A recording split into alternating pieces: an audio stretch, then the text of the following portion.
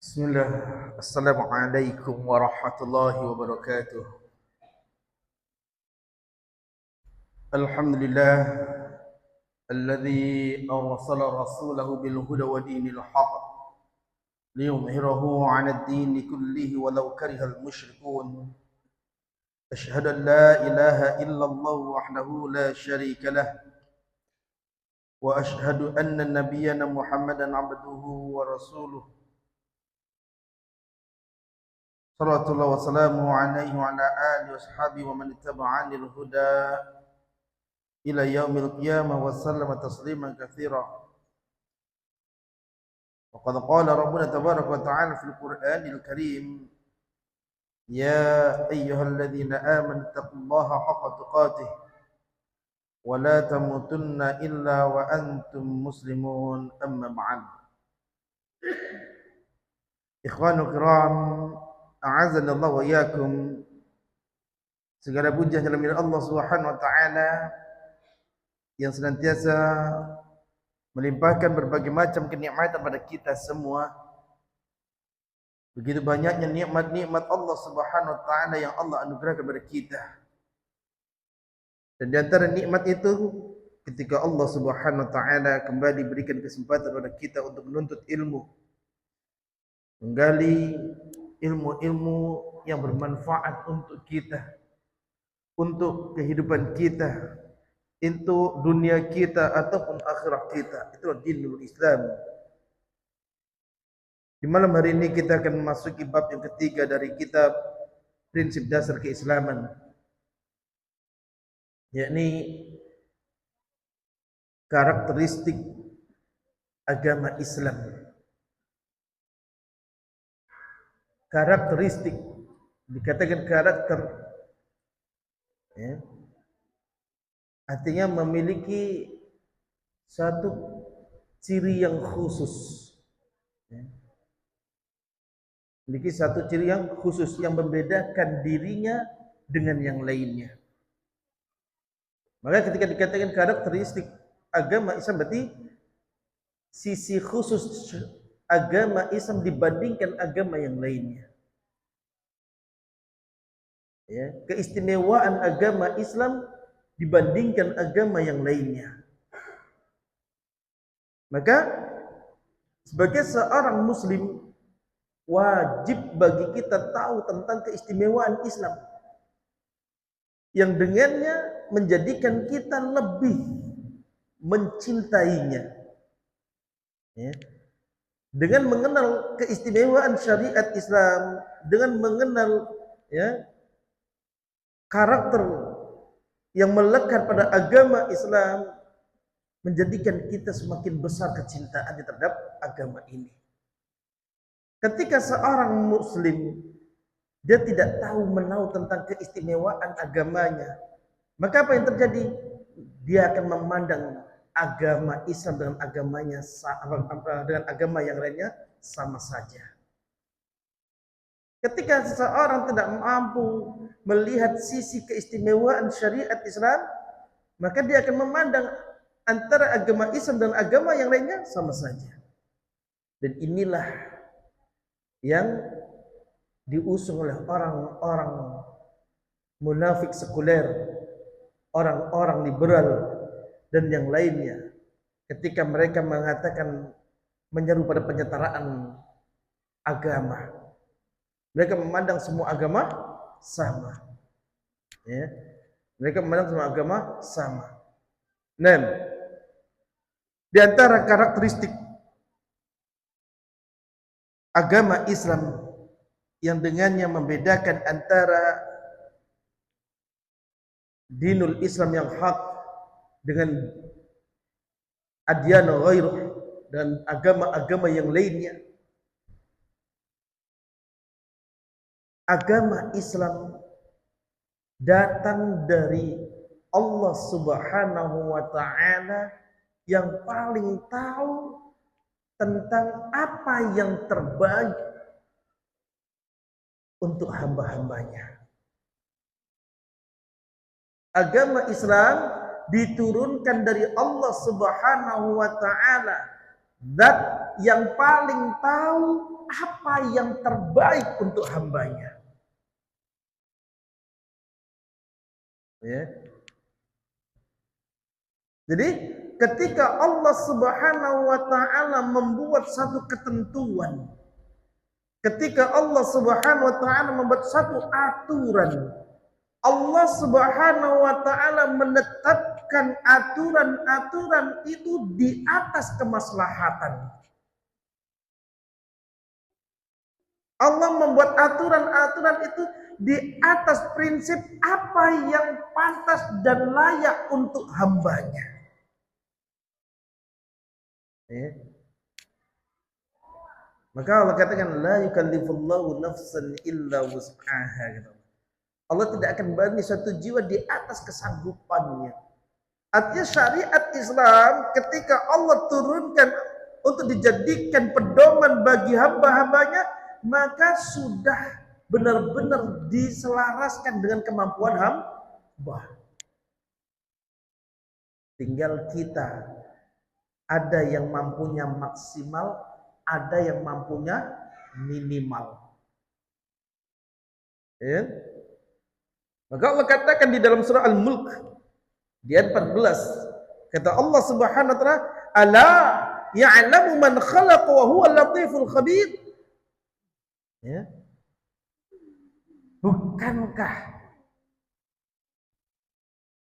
dia tahu tentang zat yang diciptakannya? Bukankah Allah lebih tahu lebih tahu tentang makhluk yang diciptakannya?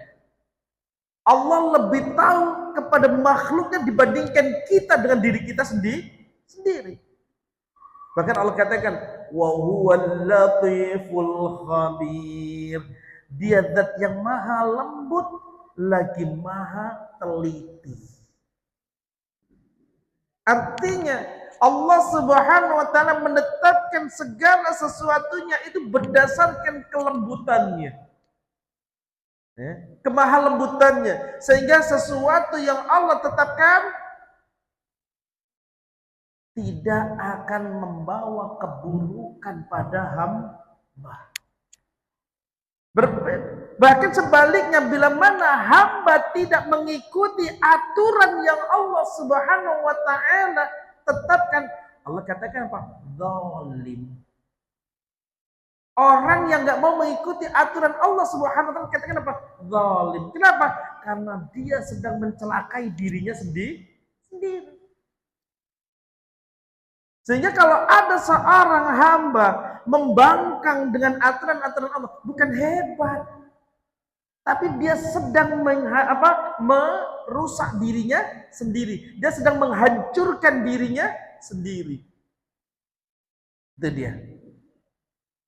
Oleh karenanya Syekh Muhammad bin Shalih Al-Utsaimin rahimahullah ta'ala,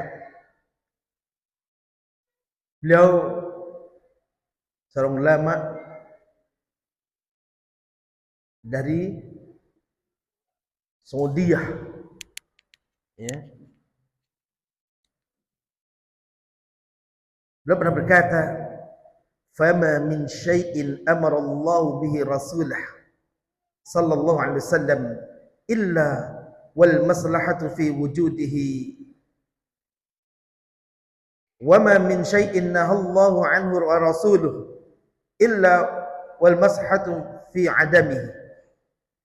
Kata Syekh, apapun atau tak ada satupun suatu perkara, suatu urusan yang Allah dan Rasulnya perintahkan, ya.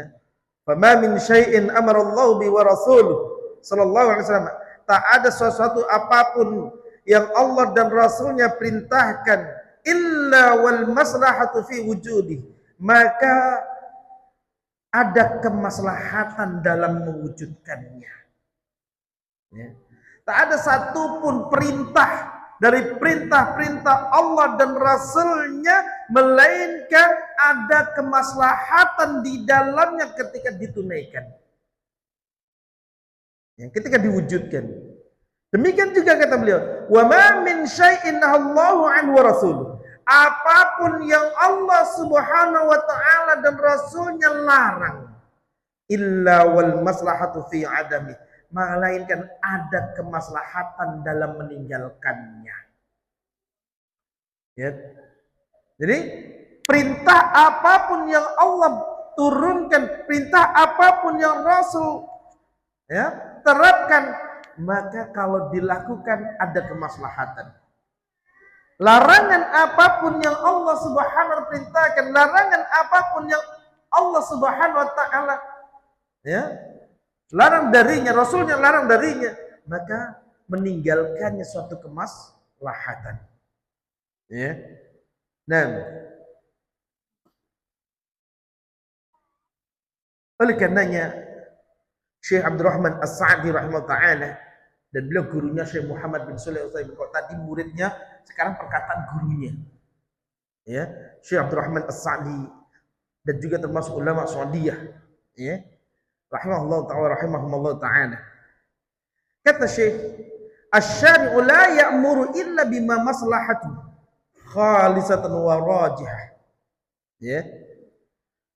Sang pembuat syariat, yakni Allah Subhanahu wa taala, tidak akan pernah memerintahkan sesuatu kecuali pada perintah tersebut terdapat kemaslahatan yang kuat.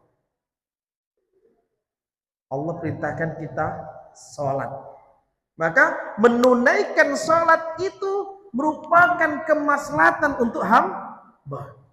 Allah perintahkan kita apa? Puasa. Menunaikan puasa itu ada kemaslahatan untuk hamba, dan kemaslahatannya apa? Hakul yakin, satu keyakinan yang pasti. Ya? Ketika Allah Subhanahu wa taala larang kita untuk memakan sesuatu yang diharamkan atau bertransaksi dengan cara yang haram, maka semuanya itu terdapat madarat, meninggalkannya kemaslahatan untuk hamba pasti. Saya ambil contoh, ketika ribawiyah dianggap suatu yang halal dengan alasan tujuannya apa? Baik.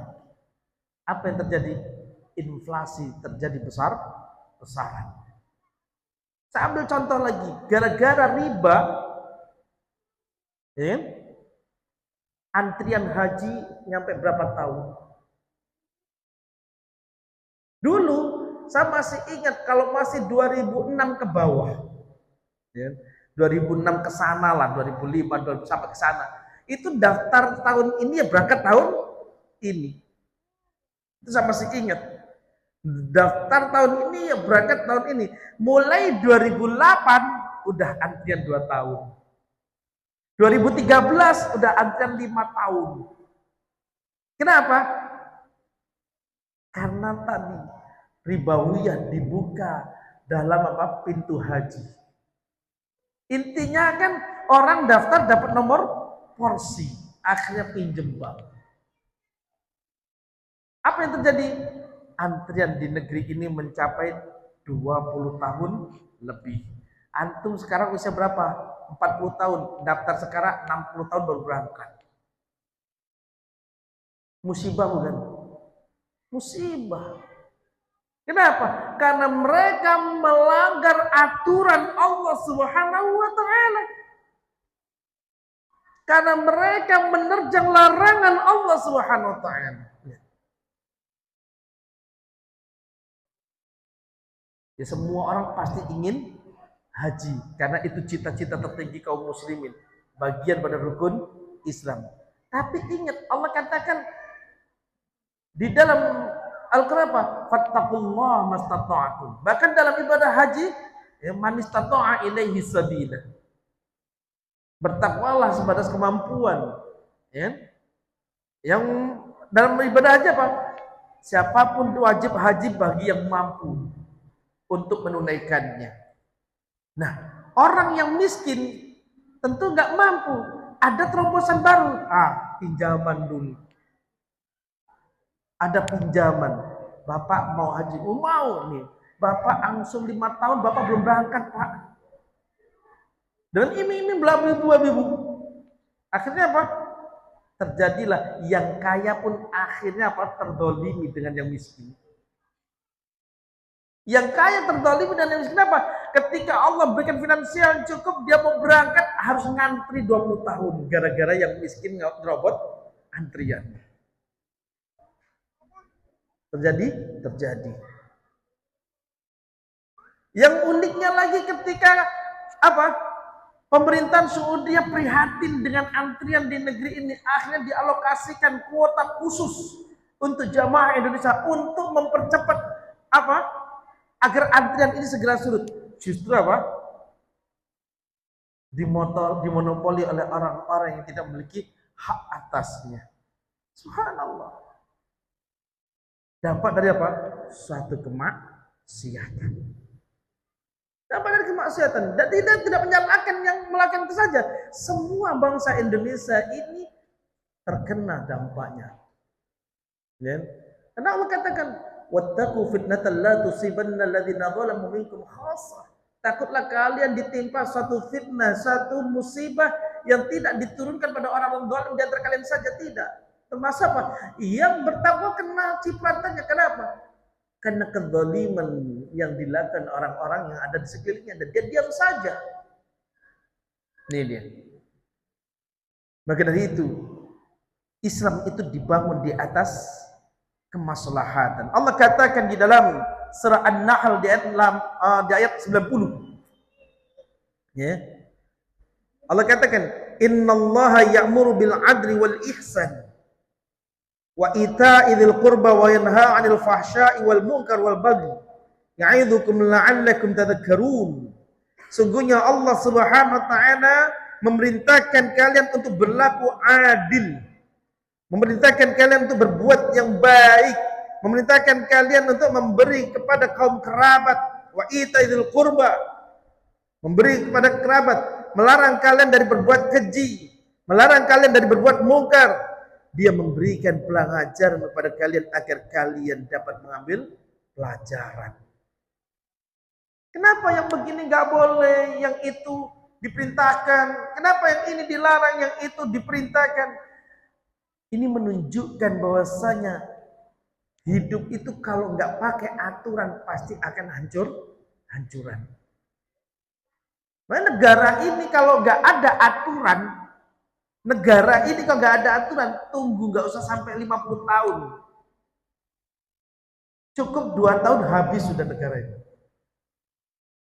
Kalau udah nggak ada lagi undang-undang, nggak ada lagi larangan, pokoknya bebaslah kalian.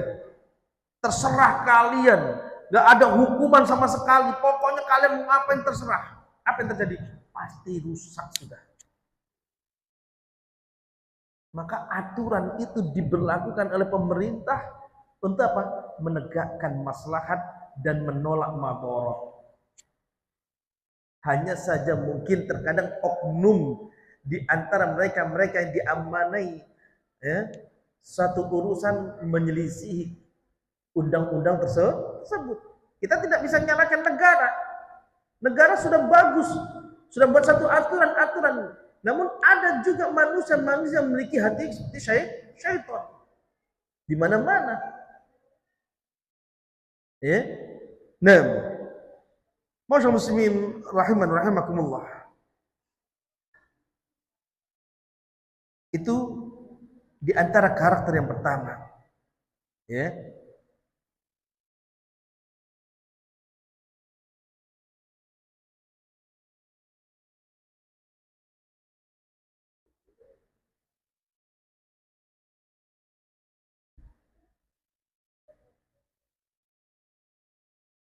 Di antara keindahan syariat Islam. Di antara keindahan syariat Islam.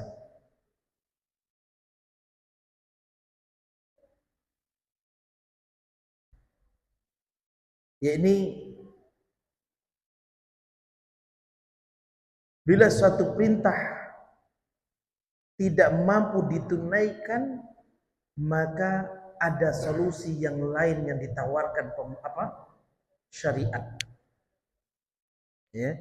Bila suatu perintah tak mampu ditunaikan, maka ada solusi lain yang ditawarkan oleh syariat. Ya. Contohnya apa? Orang yang ingin sholat, di antara syarat mutlaknya apa? Harus, harus apa? Harus wudhu, harus bersuci.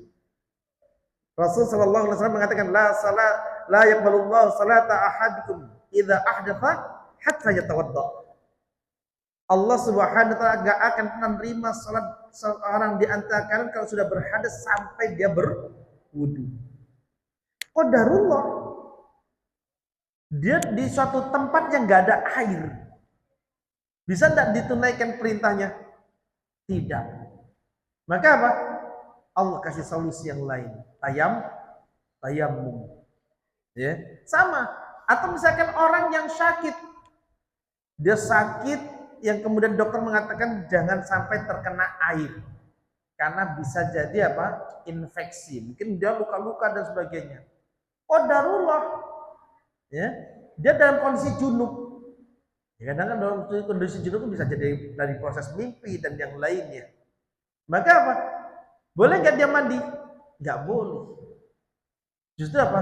Dia cuma tayamum. Maka Allah katakan dalam surah Al-Maidah di ayat yang ke-6, ya, Allah katakan, wa in kuntum junuban fattaharu. Kalau kalian dalam kondisi junub maka bersucilah. Ya. Wa in kuntum junuban fattaharu. Kalau kalian dalam kondisi junub bersucilah. Kemudian apa? Wa in kuntum marda aw ala safar aw jaa ahadun minkum minal ghaid aw lamastumun nisa falam tajidu ma'an fatayammamu sa'idan thayyiban. Ya. Kalau di antara kalian dalam kondisi sakit, atau dalam kondisi safar, atau dalam kondisi habis dari bilik, atau habis ya berhubungan dengan istri, kemudian nggak punya air, maka apa yang disyariatkan? Fatayammamu sa'idan thayyiba. Hendaknya dia tayamum dengan debu yang baik, dengan tanah yang baik. Lihat, kalau dia sakit atau safar atau dalam kondisi dari toilet atau habis hubungan badan, nggak punya air, dia sudah tayamum. Dan bagaimana mudahnya syariat Islam. Ya. Nah, kita jeda untuk salat Isya. Barakallahu fikum.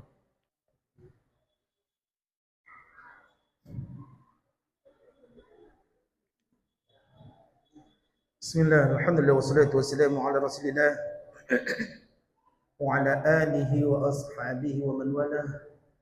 Asyhadu an la ilaha illallah wahdahu la syarika lah wa asyhadu anna nabiyyana Muhammadan abduhu wa rasuluh. Amma ba'd. Kita lanjutkan ayyuhal mu'minun rahiman rahimakumullah.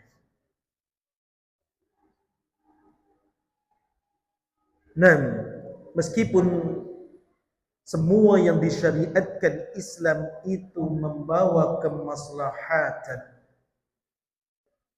ya, meskipun semua yang disyariatkan Islam itu membawa kemaslahatan, baik di dalam menunaikan perintah atau menjauhi segala bentuk larangan, namun terkadang tabiat manusia yang cenderung pada keburukan tidak senang dengannya.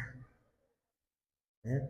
Tabiat manusia yang cenderung dengan keburukan tidak suka dengannya. Contoh, ketika seseorang diperintahkan berpuasa, tabiat manusia itu senang berpuasa atau tidak senang berpuasa? Tidak senang berpuasa. Kenapa? Karena puasa dianggap menghalanginya dari syahwatnya. Syahwat akan makan, syahwat akan minum, dan hal-hal yang lain yang dapat membatalkan.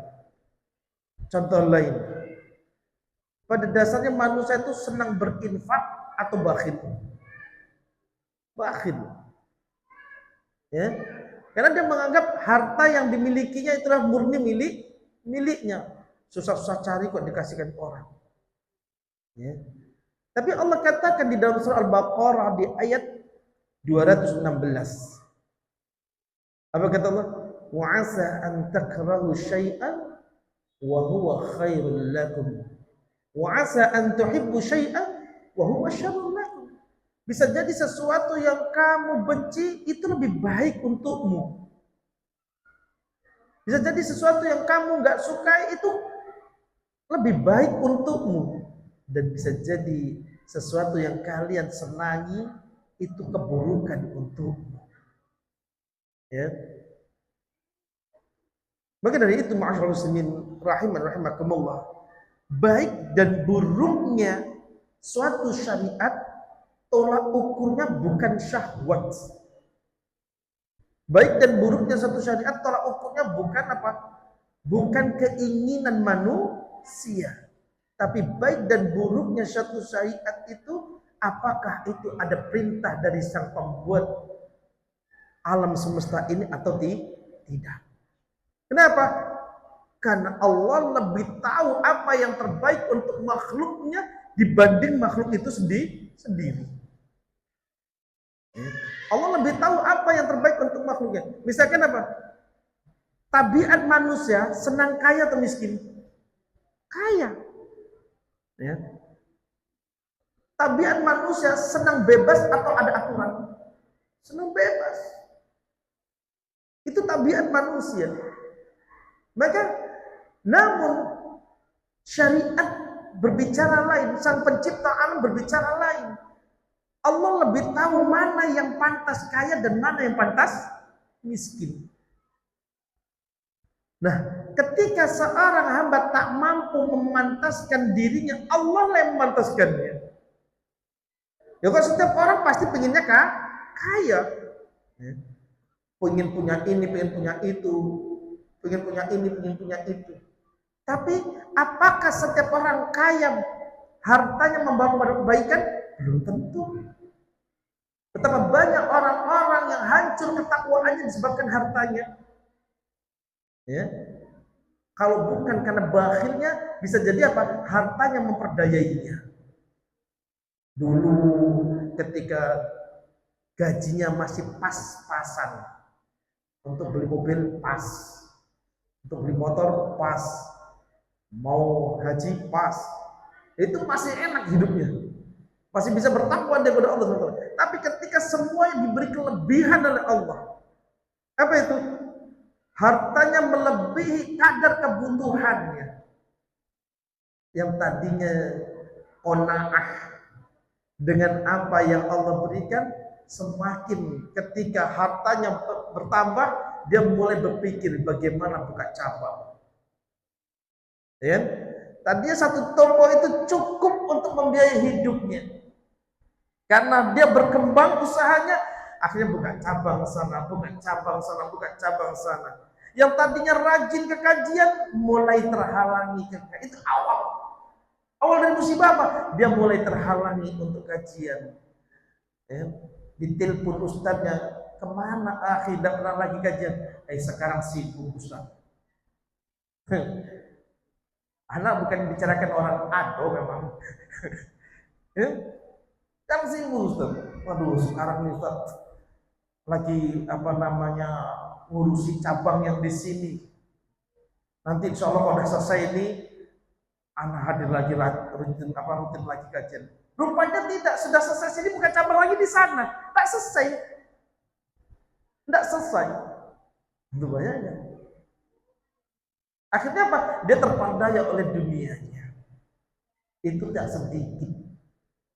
Itu tidak sedikit, banyak yang demikian. Maka kadang Allah berikan seseorang dengan sesuatu yang cukup baginya, itu kadang lebih baik untuknya daripada sesuatu yang berlebih. Ya. Kadang Allah tahu mana yang pantas miskin. Kenapa? Dengan miskin itu dia bisa bersabar. Dan kesabarannya itu membawa kebaikan untuknya. Dan juga Allah juga tahu mana yang pantas kaya, yang dengan kayanya itu dia mampu bersyukur. Sehingga rasa syukurnya itu membawa kebaikan untuknya. Utsman bin Affan pantas kaya. Abdurrahman bin Auf pantas kaya. Orang-orang yang semacam itu pantas kaya. Kenapa? Karena rasa syukurnya membawa kebaikan. Harta yang di tangannya dia tidak menganggap sebagai miliknya murni, tidak sampai masuk ke dalam hati sehingga mencintainya berlebihan, tidak. Justru harta yang ada di tangannya bermanfaat untuk kemaslahatan umat. Orang-orang yang kaya semacam ini pantas kaya. Tapi kalau orang yang kemudian berupaya memperkaya dirinya kemudian sehingga menjadikan dia lupa dengan aturan-aturan Allah Subhanahu wa taala, enggak peduli halal dan haram, ini orang yang enggak pantas kaya sebenarnya. Ya. Maka katakan wa'asa antakrahu syai'an wa huwa khairul lakum. Sesuatu yang kalian benci itu bisa jadi lebih baik untuk kalian. Ya. Nah, kemudian di antara karakteristik agama Islam berikutnya,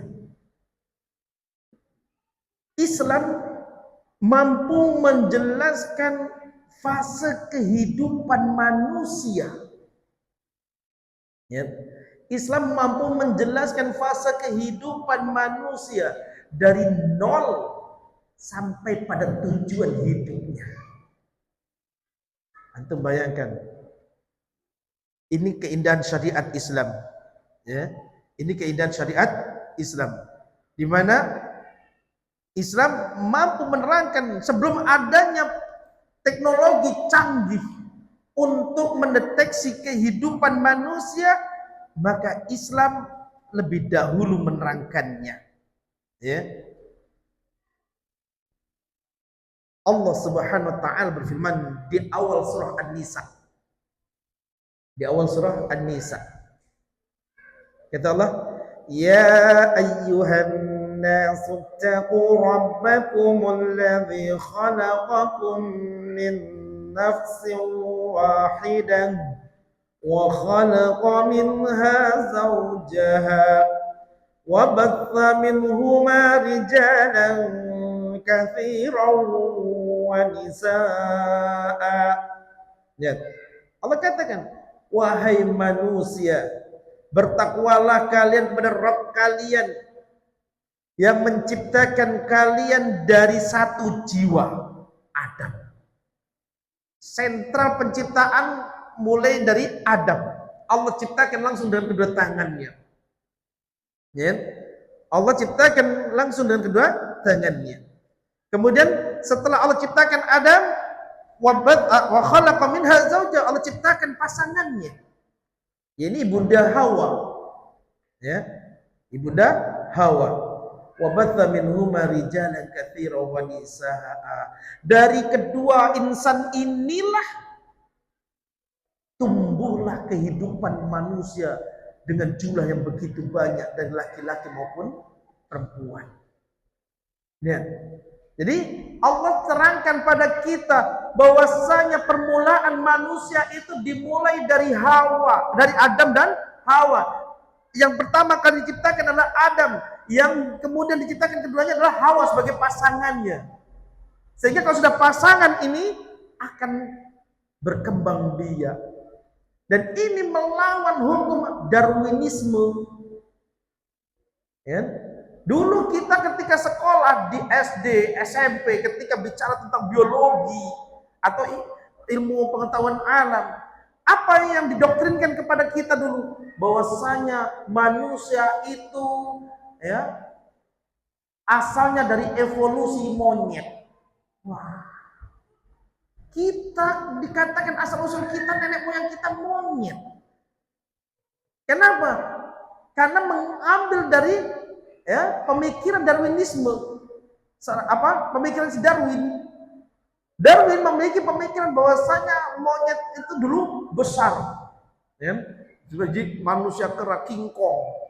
Kemudian berubah sehingga hilang bulu-bulunya jadi Pithecanthropus. Ya, Pithecanthropus erectus, manusia monyet. Tubuhnya manusia, wajahnya masih monyet. Sampai kemudian ke belakang akhirnya jadi Saifuddin. Nah, repot nih. Ini tentang fitrah kita tidak akan terima. Apa iya nenek moyang kita bentuknya kayak gitu? Ketika saya lewat pulang dari sini, Ya, karena kalau dari sini ke rumah saya itu akan melewati hutan kecil, di situ masih dihuni banyak monyet. Jadi kalau jalan pagi itu, iya nenek moyang kita kayak gini nih.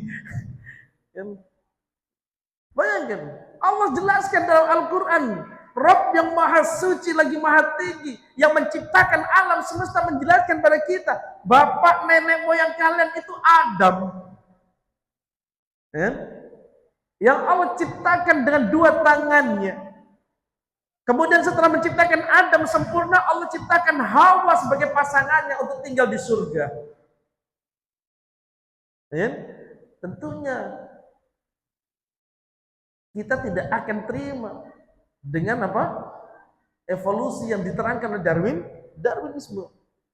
Nah, setelah dari Adam dan Hawa, apakah setiap manusia diciptakan dengan dua tangan Allah SWT? Tidak. Tapi dengan ilmu Allah Subhanahu wa taala sehingga manusia bisa berkembang biak secara biologis. Lihat. Allah Subhanahu wa taala sebutkan di dalam surah Al-Hajj di ayat yang kelima, ya. Dalam surah Al-Hajj di ayat yang kelima, ya. Allah Subhanahu wa taala menerangkan kepada kita, ya ayyuhan nas in kuntum fi ghaibin minal ba'd. Hai manusia, kalau kalian masih ragu adanya hari berbangkit, kalau kalian masih ragu bahwa setelah kematian ada kebangkitan, fa inna khalaqnakum min turab. Ketahuilah sungguh kami terciptakan kalian itu permulaannya dari tanah. Ya? Kami ciptakan kalian permulaannya dari tanah. Ya. Siapa? Bapak kita Adam alaihissalam. Diciptakan dari tanah. Dan iblis tahu. Iblis tahu kalau bapak nenek moyang kita diciptakan dari tanah. Maka kok Darwin tidak tahu kebangetan dia memang. Ya? Iblis tahu kalau nenek moyang kita diciptakan dari tanah.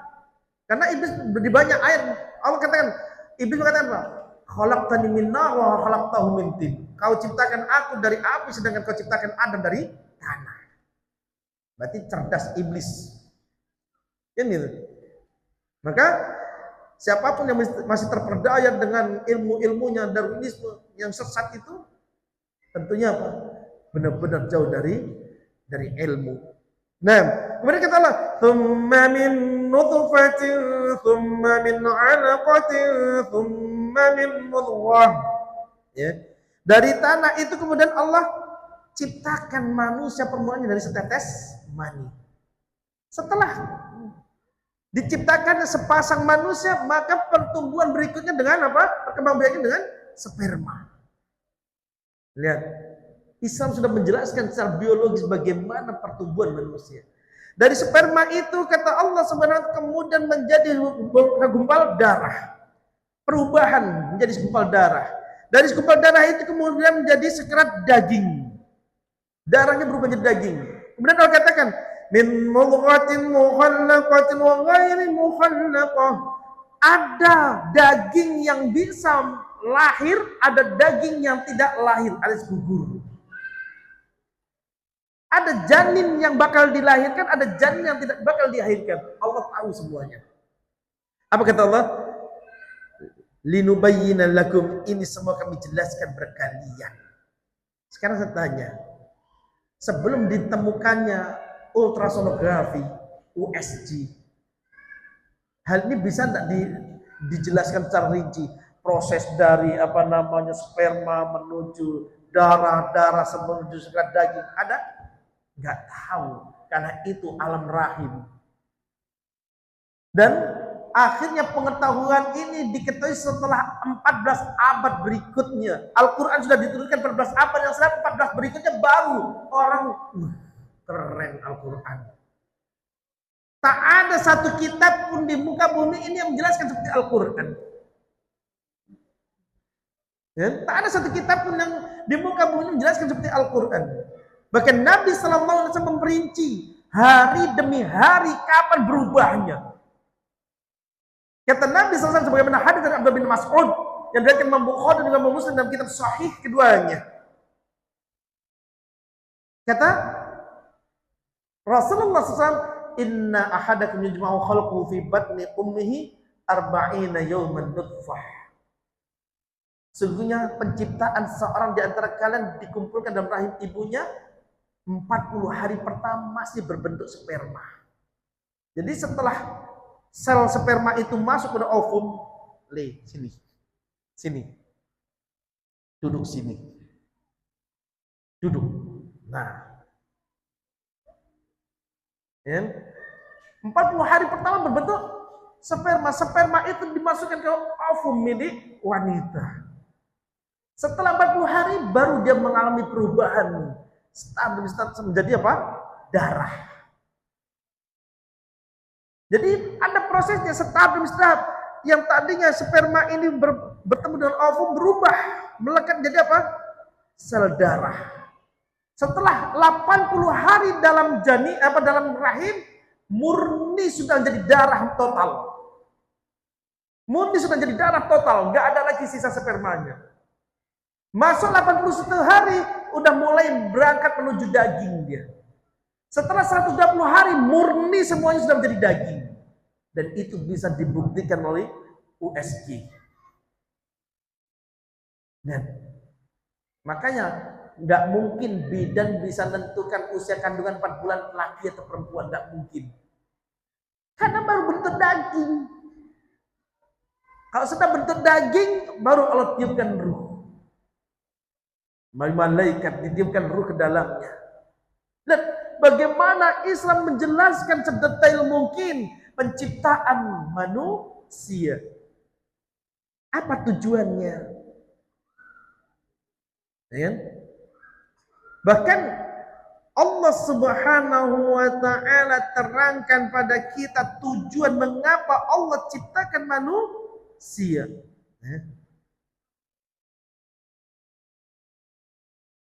Allah katakan di dalam surah Adz-Dzariyat di ayat yang ke-56. Ya. Dalam surah Adz-Dzariyat ayat ke-56. Apa kata Allah? Wa ma khalaqtul jinna wal insa illa liya'budun.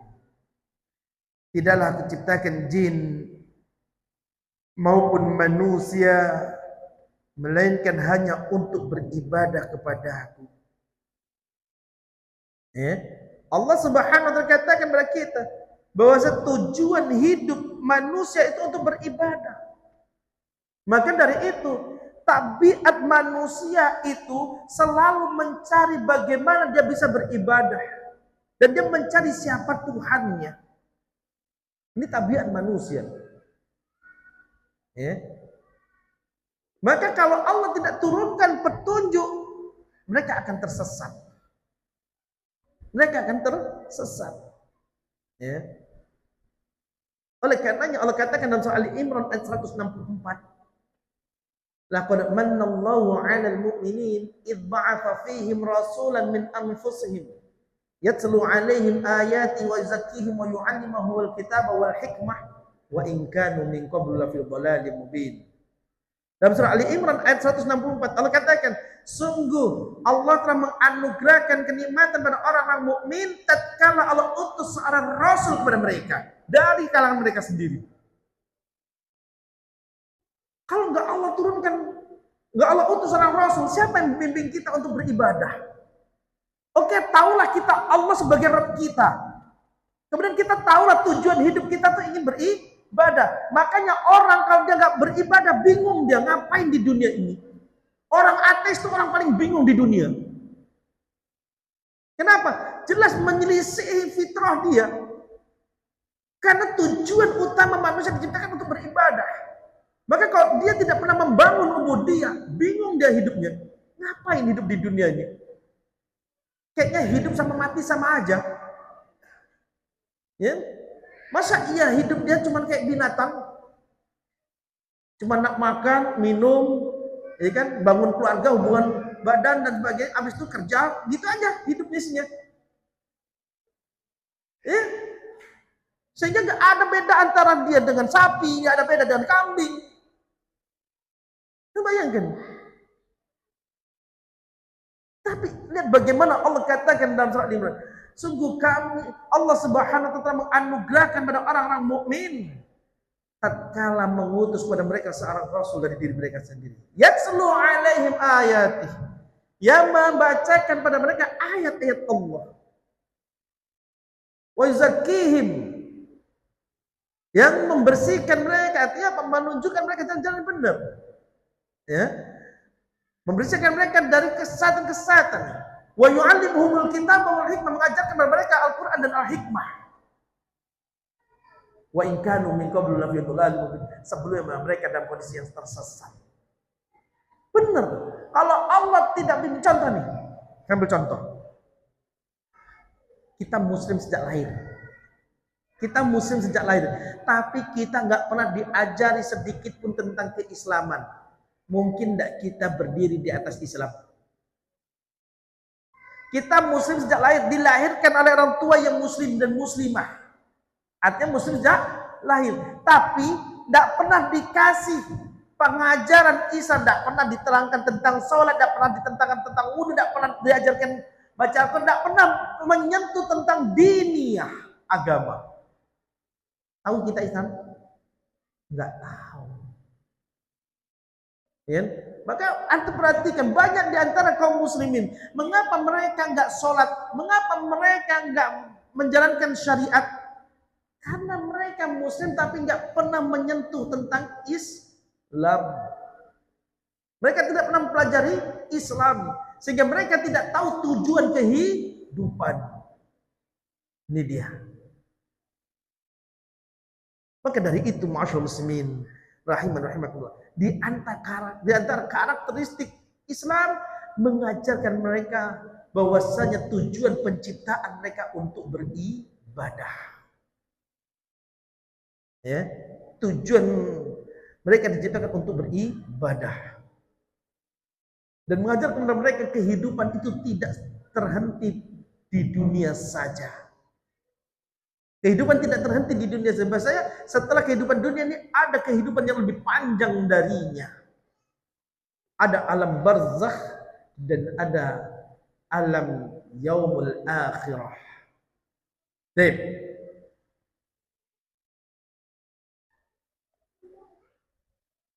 Sampai sini mungkin ada pertanyaan. Ya, silakan.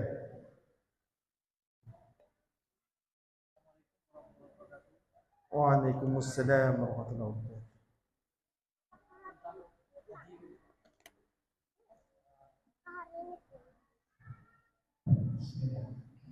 Seperti kita ketahui, ada hadis bahwa Allah itu dan hanya menerima yang baik-baik. Dan dalam hal sedekah, kita harus memberikan yang baik, tidak memberikan yang baik. Nah, ibadah haji yang cara haji, mereka tidak memberikan. Nah, mungkin masa saya apakah haji terus yang kedua itu apakah dari yang boleh dikatakan tidak mampu, apa yang termasuk kalau memaksakan diri pada dasarnya dia tidak mampu dengan riba, dia tidak bisa melakukan seperti yang saya bilang tadi, dia menzolimi tidak hanya yang mampu, apa yang lebih mampu yang lain dizolimi oleh yang miskin. Itu salah satu yang saya dengar Waalaikumsalam warahmatullahi wabarakatuh. Terkait tentang haji pinjam harta ribawi, mau bank, mau leasing sama. Karena sekarang tuh bukan haji saja, umroh pinjam leasing sekarang. Ya, saya berapa kali ditawari pihak leasing, ya kan? Memang menggiurkan, berangkat dulu enggak apa-apa, nanti kredit sisanya. Ini kacau memang dunia sekarang. Bank itu ngincer ranah yang itu ibadah ada uangnya. Mencari nasabah itu dengan cara yang batil dia. Dan sekarang bukan haji saja, bahkan umroh pun demikian. ujian sekarang. Ya. Makanya saya sampaikan, Innallaha thayyib la yaqbalu illa thayyibah. Allah itu maha baik, tidak akan terima kecuali yang baik. Apa itu yang baik? Sesuatu yang pasti diridhoi oleh Allah Subhanahu wa taala, itu yang baik.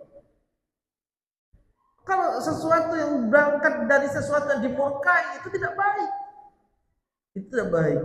Nah, pertanyaannya, sah enggak hajinya? Saya katakan, antara sah dan diterima itu beda hukum. Sah itu berbicara tentang syarat-syarat pelaksanaannya. Bila syarat dan rukun-rukun pelaksanaannya dilakukan secara sempurna, maka sah ibadah hajinya. Ya. Dimulai dia ihram dari miqatnya sampai tahallul dalam pelaksanaan rukun hajinya, maka sah hajinya. Yang jadi pertanyaan, diterima atau tidak? Wallahu a'lam. Kembali pada konsep hadis, innallaha thayyib la yaqbalu illa thayyibah.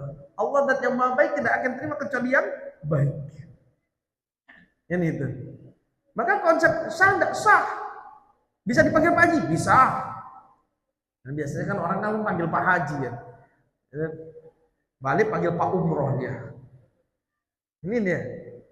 Cuman ada ibadah yang agung lebih dari itu, tidak dipanggil Pak Sholat. Ya. Nah, terus apakah itu termasuk takalluf?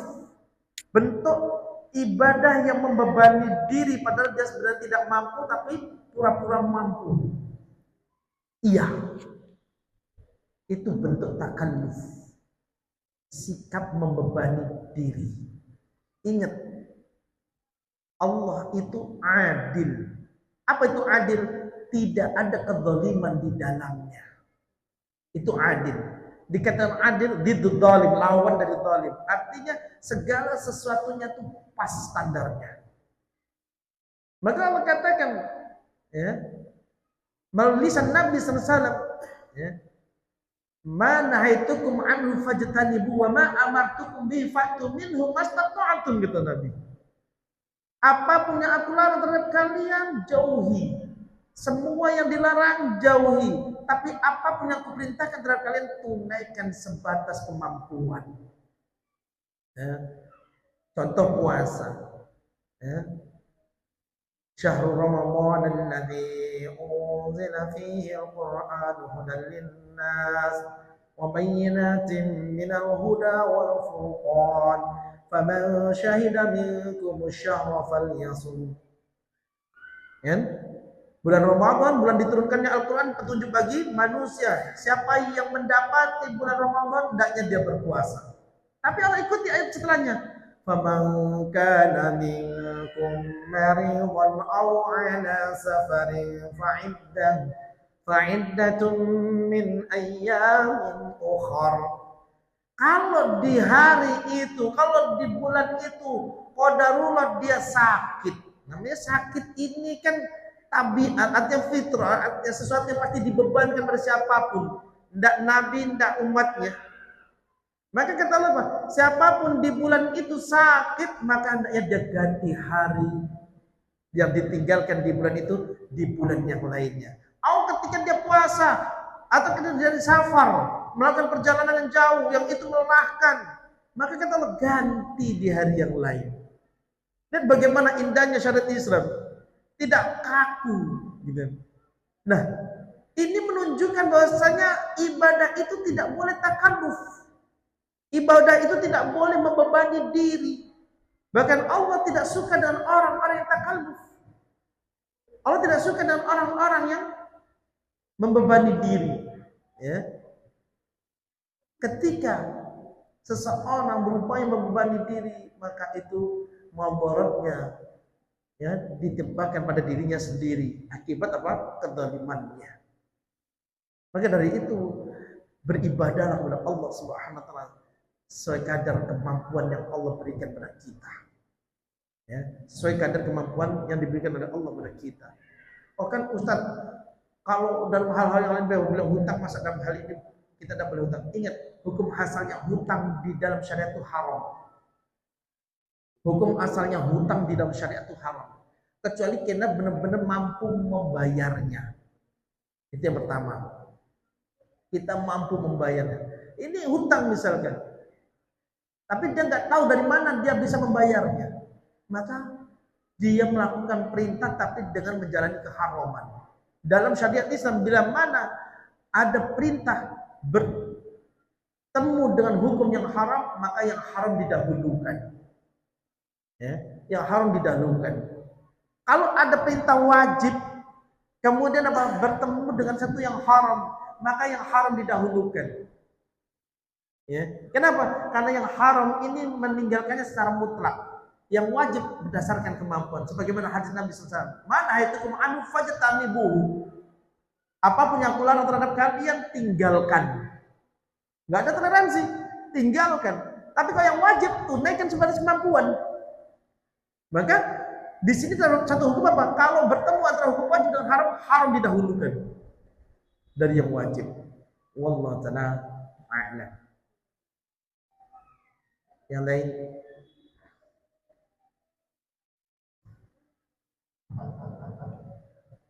Tidak ada? Baik. Kalau nggak ada kita cukupkan. Barakallahu fikum. Subhanakallah wa bihamdik. Asyhadu an la ilaha illa anta astaghfiruka wa atubu ilaik. Sallallahu alaihi wasallam. Assalamualaikum warahmatullahi wabarakatuh.